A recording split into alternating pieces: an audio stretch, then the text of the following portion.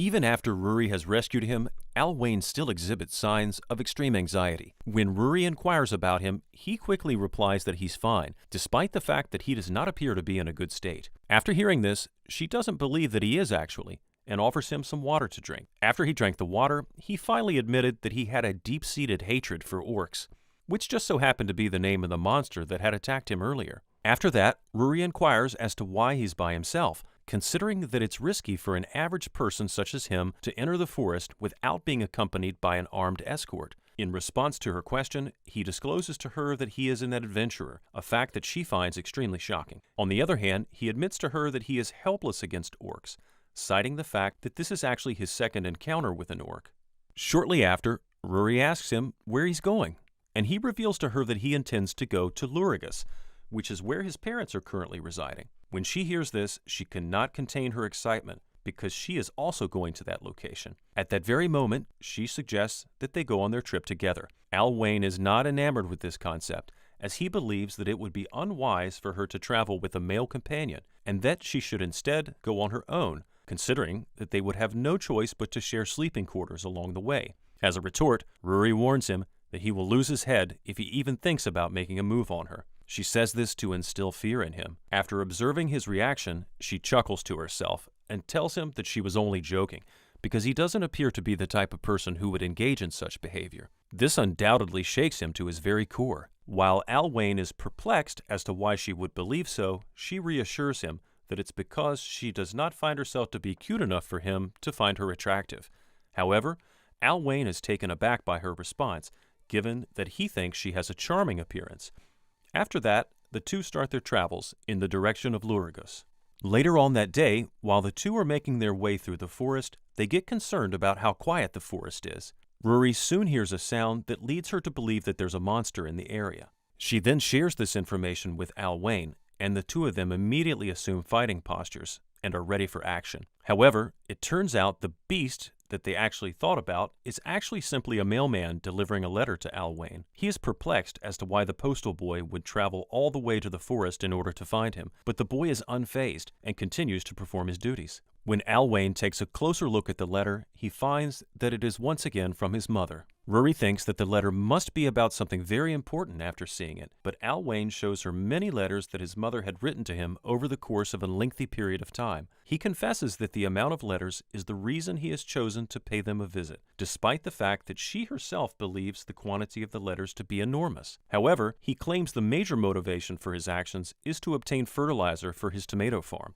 In addition, he never stops going on and on about how essential the fertilizer is to the operation of his farm, which Rory finds intolerable, given that she's a hero and has absolutely no interest in agriculture. As the sun begins to fall, Rory delves into her suitcase and pulls out all of the components necessary to make up a tent.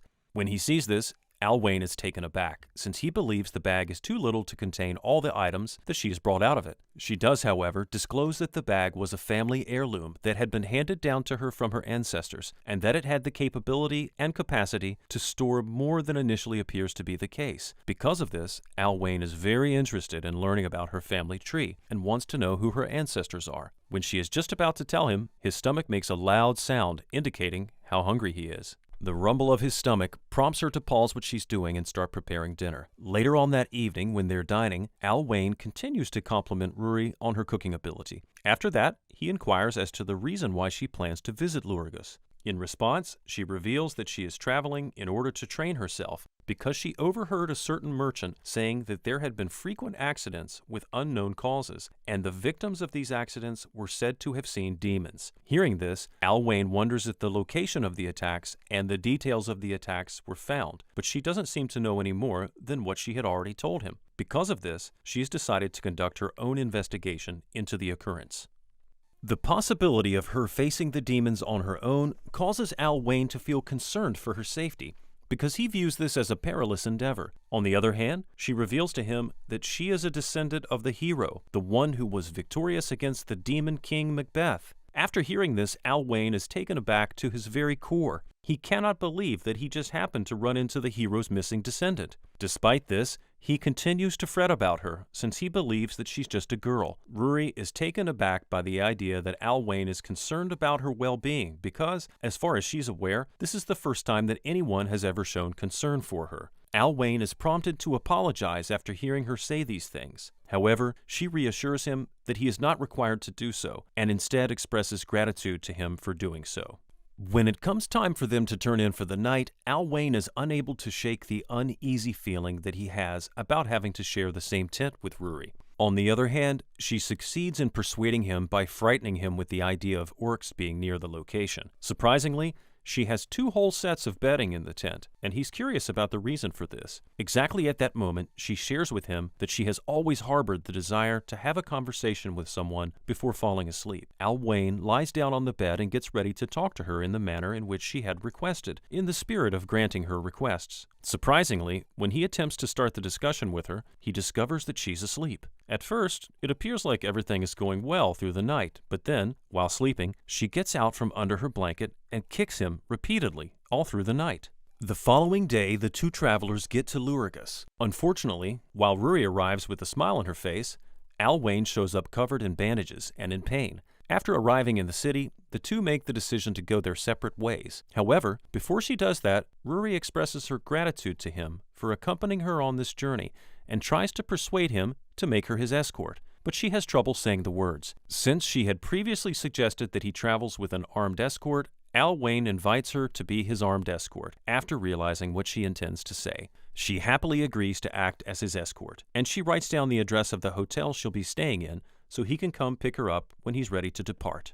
Rory immediately begins her investigation by questioning everyone around her regarding the apparition of demons. However, it appears that no one seems to know anything about it. Suddenly, she hears a piercing scream coming from a considerable distance. Rory meets a young girl who tells her that her sister has just been kidnapped by a monster as she arrives at the location. After that, the girl points Rory in the direction of the Forest of Illusion, claiming to know where the demon went. She begs Rory to help her rescue her sister. In the meantime, Al Wayne arrives at his home and does not seem particularly interested in going inside. Just as he's about to knock on the door, his mother bursts out of the house and hugs him in a way that's both forceful and affectionate. At that very time, his father rushes out and strikes him quite hard because he believes that he's another man who has come to steal his wife away from him. This irritates Al Wayne's mother, and it prompts her to direct her wrath toward her husband.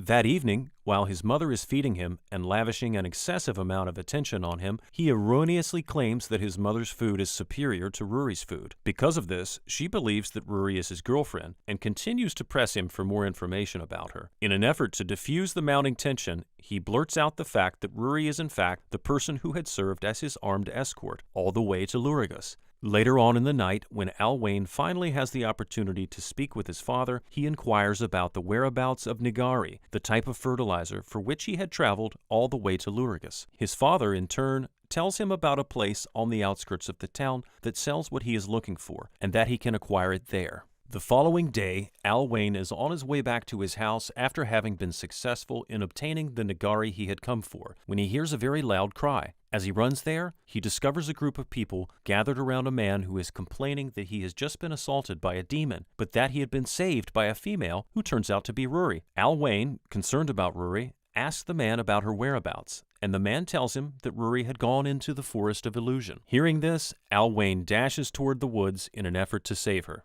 At that very moment, the man smiles in a way that's extremely cunning, and this causes the crowd that Al Wayne had earlier observed to disappear. It would appear that all he had accomplished was an illusion. As Al Wayne ran deeper into the forest, he came across a girl who was about to be devoured by a monster. He punched the monster, which caused it to collapse and die. The girl expresses her gratitude by giving him a bear hug, but sadly, shortly after doing so, she morphs into a monster. Fortunately, Rory saves him by slaying the beast at the last possible moment. During the time that the two are attempting to determine what precisely is going on, the one who led Al Wayne to the forest earlier exposes himself himself to them. Ruri immediately recognizes him as the merchant who was the source of the stories as she catches a glimpse of him. On the other hand, the man makes fun of her for being so simple-minded because he had such an easy time tricking her and had found it so easy to deceive her. After that, he reassures her that a dumb human being such as herself is incapable of rescuing anyone, with the admission that her role as a hero has been a failure. Did you enjoy this recap? If you did, kindly like this video and subscribe to our channel so we can bring you the recap of the next episode. Until next time, do take care and stay safe.